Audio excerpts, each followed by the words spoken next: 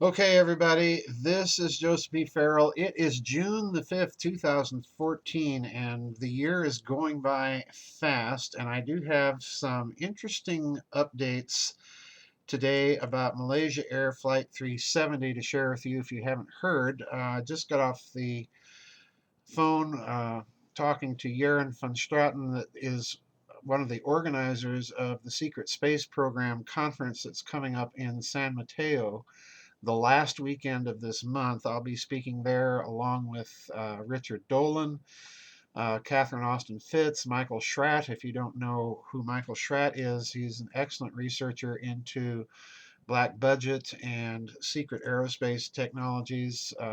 Mark McCandlish will be there, Dr. Carol Rosen. So looking forward to that.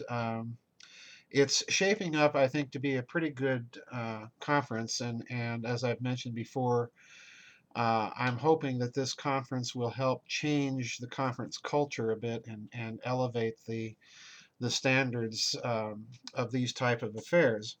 So anyway, I want to get right down to Malaysia Air Flight 370 because this is a story that's not going to go away.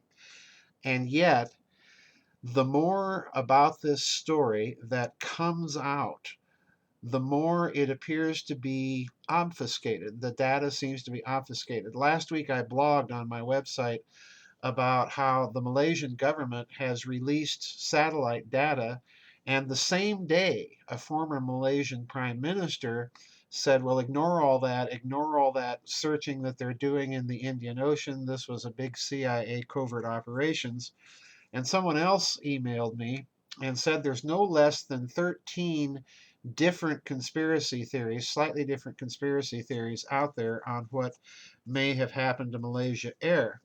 And of course, those of you who know me know that I have my own view on the whole thing, which is even more out there. So now we have two stories that I will try and link for you in the website version of today's news and views. The first one, and I'm going to read both of these to you because if you haven't found these yet, these are really intriguing. And I think you'll probably pick up on the same thing that I did once you hear them. The first one is titled "Oil Rig Worker Thinks He Saw Malaysia Air Flight 370 Go Down in Flames." All right. Here's the article. In yet another odd twist to the mysterious story of Malaysian Airlines Flight 370, a New Zealand man working on an oil rig in the South China Sea has come forward to say he believes he saw the airplane on fire right around the time it disappeared. Mike McKay, a worker on the Songa Merkur drilling platform, sent an email to his bosses detailing his version of events. McKay said that he observed the plane burning at high altitude in one piece about 50 to 70 kilometers from his location. He gave coordinates for the location of the rig, which recently moved from Cuba to the shores of Vietnam. McKay's employer confirms that the letter, posted online by several news outlets today, is authentic. ABC's Bob Woodruff spoke with the Japanese Idemitsu Oil and Gas Company after acquiring the letter to confirm the letter's veracity. McKay, who carries a New Zealand passport, said that he tried to contact Malaysian and Vietnam officials about what he saw several days ago, adding that he'd received no confirmation that they got his message. Vietnamese officials confirmed to ABC that they had received the letter. Apparently, they found nothing in the water at the location specified by McKay. Given the apparent location of the rig and the original flight path of Flight 370, it's possible that McKay is correct. But that would also seem to discount the theory that the plane turned and headed in the complete opposite direction, as some military authorities have at least temporarily claimed. Meanwhile, officials are expanding their search for the still missing plane and the 239 people on board. There are several reports indicating that the plane may have veered off its intended flight path and changed direction before disappearing from radar, but those reports conflict as to where exactly it went. At least 10 countries are involved in the Malaysian led search for the missing jet, which carried passengers from at least 13 different countries, although most of the passengers were Chinese citizens. Then, in yet another article, There is the article's entitled, titled "Sailor Says She Saw Flight 370 Go Down in Flames." And this one is from the New York Post. Listen to this. A British woman sailing the Indian Ocean in March believes she saw the missing Malaysian Airlines jet going down in flames and smoke. Catherine T., a 41-year-old Liverpool resident, just came forward and filed a report with authorities last weekend. The sailor said she and her husband were en route to Phuket, Thailand, after a 13-month sea journey when she allegedly spotted a flaming object in the sky. I was on night watch. My husband was asleep below deck, and one other crew member was asleep on deck, she told the Gazette. Flight 370 went missing shortly after its departure in the early hours on March 8th. It caught my attention. This is her talking. It caught my attention because I had never seen a plane with orange lights before, so I wondered what they were. I could see the outline of the plane. It looked longer than planes usually do. There was what appeared to be black smoke stemming from behind it. T also reported seeing two other nearby planes, and she assumed those aircraft would have reported any distressed jet. There were two other planes, this is her talking, passing above it, moving the other way at that time. They had normal navigation lights.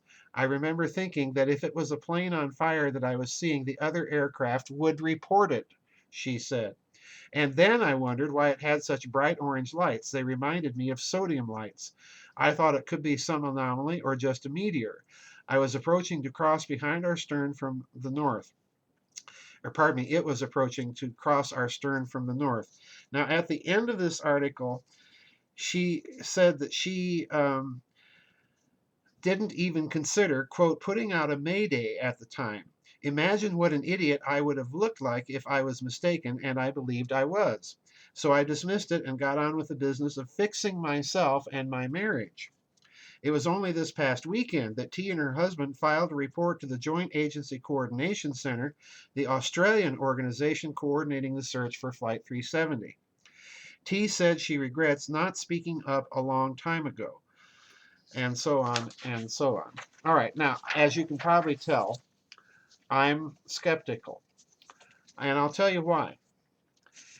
If the plane suffered an explosion or a fire, that would be visible in my opinion, to the satellites that were covering the area. And I don't think, given the altitude and brightness of an airplane fire, that you would have had to dedicate satellite resources to actually watch this.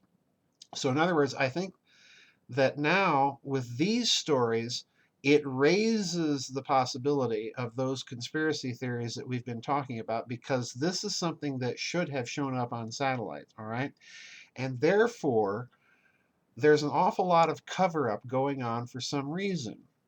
This means the United States would be covering up, possibly India, China, Japan, Russia, any country with spy satellite capability and having satellite resources in that region at that time. And given the American preoccupation with China and Asia and so on right now, there's probably a good chance that we had a satellite over that area able to see or spot whatever was going on. That's my first problem here, folks. But my second problem is this.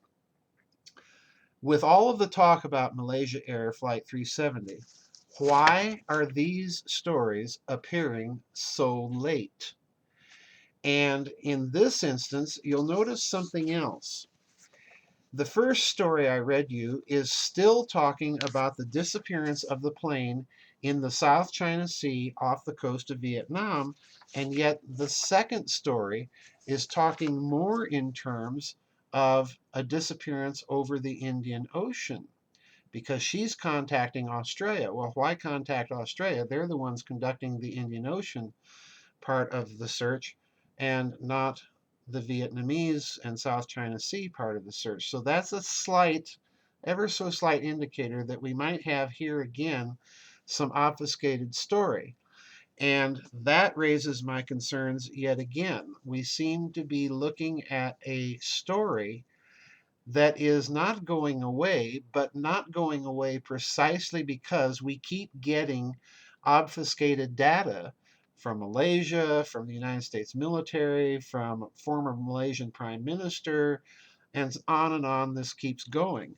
So I'm still reserving judgment, folks. I don't know about you, but I'm still kind of reserving judgments, and I question why we're hearing about these witnesses so late in the game. That's my problem here.